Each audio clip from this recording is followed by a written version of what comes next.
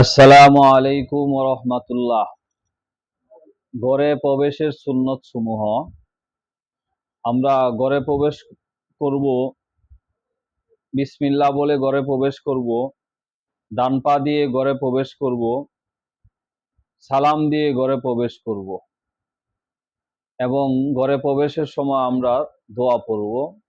আল্লাহুম্মা ইন্নী আসআলুকা খায়রাল মাউলিজি ওয়া খায়রাল মাখরাজি, বিসমিল্লাহি ওয়ালাজনা ওয়া বিসমিল্লাহি খারাজনা ওয়া আলাল্লাহি রব্বিনা তাওয়াক্কালনা।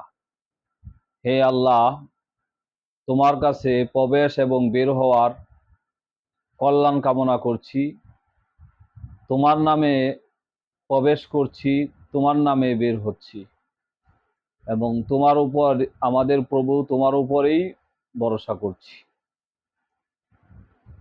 অন্যের ঘরেও প্রবেশ করার সময় প্রথমত আমরা অনুমতি নিব, দ্বিতীয়ত আমরা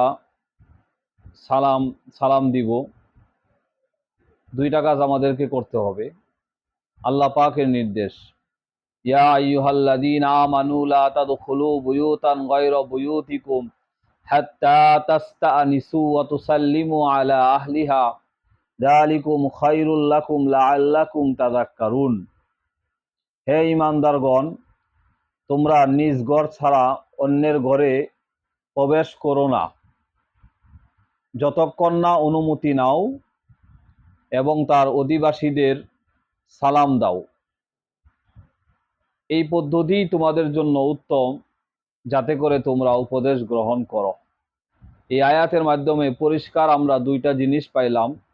এক নাম্বার, অন্যের বাড়িতে প্রবেশ করতে হলে অনুমতি নিতে হবে।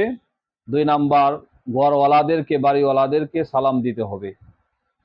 আমরা একবার সালাম দিব, উত্তর না আসলে দ্বিতীয়বার সালাম দিব, উত্তর না আসলে আমরা তৃতীয়বার সালাম দিব। তিনবার সালাম দেওয়ার পরেও যদি আমরা অনুমতি না পাই, আমরা ফিরে আসবো, ওই বাড়িতে আর প্রবেশ করব না।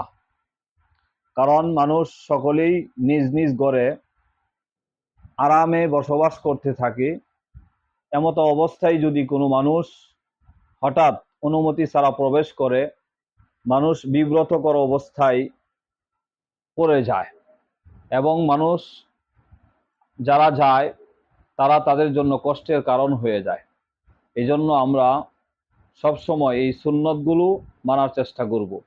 আর আমরা ঘর থেকে যখন বের হব, তখনও আমরা বাম পা দিয়ে বের হব, আল্লাহর নামে বের হব, দোয়া পড়ব, বিসমিল্লাহি তাওয়াক্কালতু আলাল্লাহি লা হাওলা ওয়ালা কুওয়াতা ইল্লা বিল্লাহ। আল্লাহর নামে বের হয়েছি, আল্লাহর উপরেই ভরসা করলাম। আর আল্লাহ পাকের সাহায্য ছাড়া গুনাহ থেকে বাঁচা যায় না, বাঁচা সম্ভব না, এবং আল্লাহ তাআলার শক্তি ছাড়া নেক কাজ করাও সম্ভব না। এই জন্য আল্লাহর নবী সাল্লাল্লাহু আলাইহি ওয়াসাল্লামের ব্যক্তি জীবন থেকে সব ক্ষেত্রে আমাদের জন্য আল্লাহ রসুল অনুকরণীয়, অনুসরণীয়। এই জন্য আল্লাহ রসুলের এই অনুসরণগুলো আমরা সব ক্ষেত্রে করার চেষ্টা করব। আজকে ঘরে প্রবেশ করার নিয়ম এবং বের হওয়ার নিয়ম বললাম, নিজ ঘরে এবং অপরের ঘরে। আল্লাহ পাক রব্বুল আলামিন আমাদেরকে আমল করার তৌফিক দান করুন।